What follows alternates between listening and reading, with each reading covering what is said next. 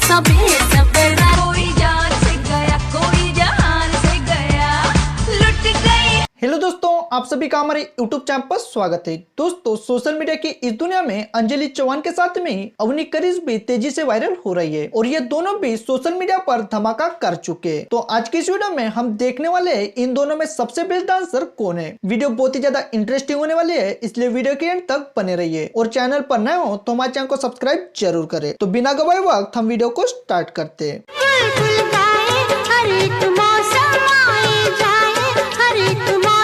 दोस्तों, social media की इस दुनिया में अंजलि चौहान अपने डांस से लाखों लोगों को दीवाना कर चुकी है और इसने अपने इसी धमाकेदार अंदाज से इंस्टाग्राम पर बड़े बड़े क्रिएटर को पीछे छोड़ दिया। हाल ही में इसके इंस्टाग्राम पर 2 मिलियन फैन फॉलोइंग हो चुकी है। साथ ही में ये नए नए एल्बम सॉन्ग में भी नजर आती रहती है।